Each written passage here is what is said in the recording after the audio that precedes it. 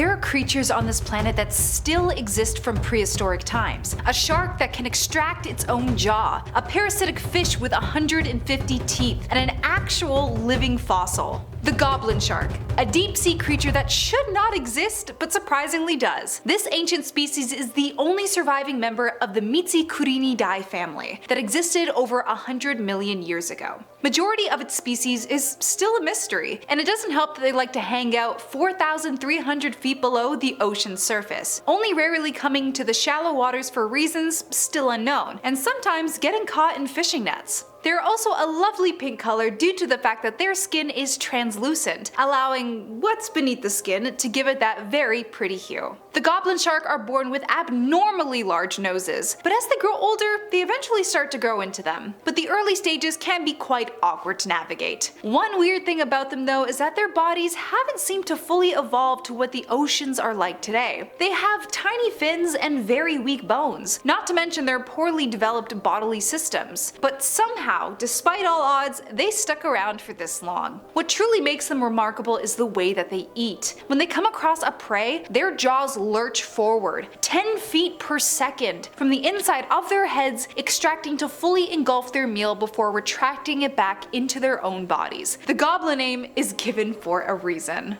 The Gharial is one out of 2 remaining species belonging to the Gharialidae family, and currently extremely endangered with only 200 of them remaining. They are well known for their elongated snout and interlocking teeth. Before only being found in just a small isolated area in India, they used to actually be seen across Bangladesh, Pakistan, Nepal, and other parts of the Middle East, dropping down to 2% of what they used to inhabit. They're the only living species with its genus, making them another close relative to the group Archosauria that also groups dinosaurs within its term. Unlike their unlucky cousins, they have specific characteristics that allowed them to live this long. The biggest one that stuck out the most was that they have a cerebral cortex, which only mammals have. Gharials have developed to become some very advanced hunters, allowing them to follow and remember movement patterns of their prey or predators. They are also one of the largest crocodilians in the world, growing as big as 20 feet and weighing up to 2,000 pounds for the males. Want a cute fact about the males?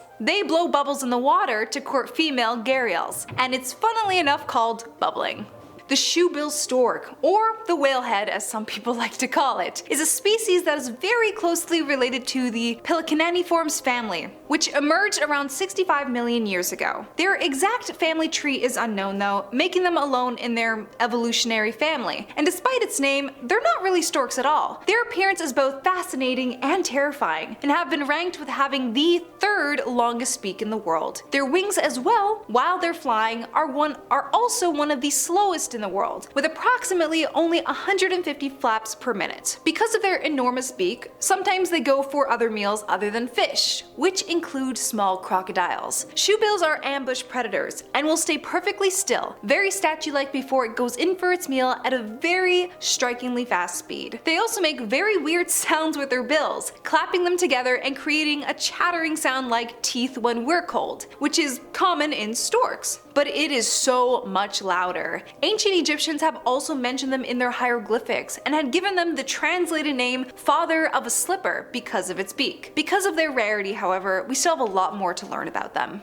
Chambered Nautilus, another last surviving representative from an ancient group of cephalopods that once had external shells. Despite it being a cephalopod similar to the octopus, it doesn't have the same brains as them. In fact, they're not that bright at all. They don't hold memories as long as octopuses and actually kind of forget everything after 24 hours. They did a Pavlov's dog experiment on them by flashing a blue light whenever they would be given food. So when the Nautilus were properly trained, they'd raise their 90 little arms when the light flashed again, eagerly wanting food. But when the researchers tried it again the next day, they were completely unresponsive to it. They do have the upper hand though in some ways, and actually live longer lives than their squid or octopus distant cousins. Nautilus can surpass over 20 years. These mollusks are deep sea fish, but at a certain limit. Their ballpark is usually between 500 to 1,000 feet, with 2,575 being the absolute limit before the pressure gets a little too close for comfort. They're very sticky. Nautilus don't have suckers like their octopus cousins and rely on a special adhesive that's coated around their arms. The ultimate ambush predator, the Wobbegong Sharks. They are also a representative species out of 12 belonging to the ancient Oryctolobidae family. Their name is speculated to come from an Australian Aboriginal language meaning shaggy beard. They are the ultimate ambush predator simply because of how well they camouflage into the sea floors while staying perfectly still for the proper meal to come by. Despite them being recorded at only 4 feet in length, some people had also reported seeing them as long as 12 feet, and scientists are speculating if they can get even bigger than that. We know sharks are showcased to be very fast swimmers, but not this freaky guy. As mentioned before, they like to sit and wait patiently for their dinner. While sharks are also known to catch prey with their powerful jaws, the Wobbegong shark will suck them in like a vacuum before biting down, and sometimes they will do this with other sharks. Wobbegong sharks have incredibly poor eyesight and rely on their smell for hunting. Funnily enough, they're also featured in a children's book about weird animal names. Horseshoe crabs are older than the dinosaurs, with dinosaurs being around only 200 million years ago. The fossils of their ancient ancestors predate back 445 million years ago. They managed to survive the mass extinction that originally wiped them out majority of life 66 million years ago, and 4 of their species survives today. Despite their longevity, their evolution is very minimal, hence why they're also nicknamed living fossils. They can lay up to around 4,000 eggs and can do this up to 20 times a year. Despite their names the horseshoe crab and being an arthropod,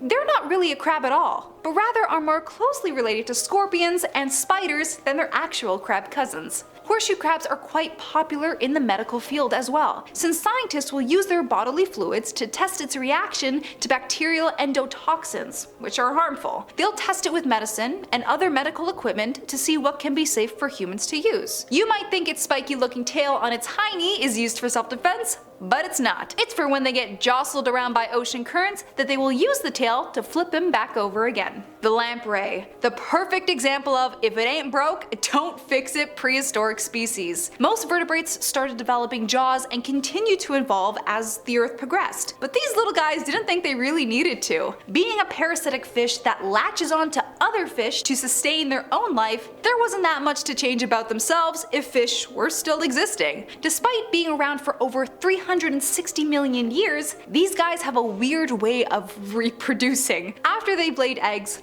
that specific hole never closes up, leaving them very vulnerable to getting sick and ultimately resulting in passing. They also don't have limbs or fish like their jawed cousins, which also results in them not being very good swimmers, or swimming at all. They are covered in slime and not scales. This is not only used as a way to make it harder to be caught, but their slime also produces a dangerous chemical that can be toxic if you eat it. Lamprey teeth are what they are most known for, and despite their tiny bodies, they harbor up to 150 cone-shaped teeth to help with the suction as they latch on to other fish. Their tongues also have teeth to help dig away at the fish scales once they're completely hooked. Aside from not being good swimmers, they will use their latching technique to help navigate upstream, biting and jumping onto rocks as they continue upwards. How weirdly cool is that? The Frilled Shark, the freaky cousin to the Goblin Shark. They are given their name, the Frilled Shark, due to the fact that they have 6 gills that wrap around their neck, giving it that frilly look.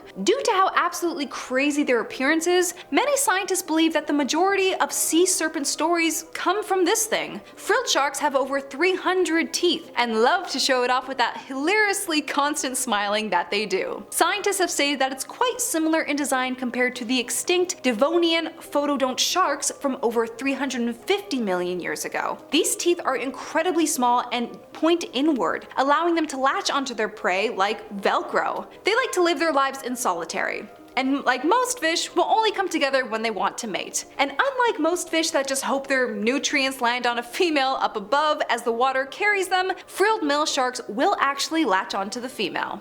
Do you have a prehistoric animal that's still around today? You have to let me know, and I will see you all in the next video. Stay creepy out there. Want to see more videos like this one? Check out this video next. It's about real alien sightings that the government doesn't want you to see. Click the video now to find out more. What are you waiting for?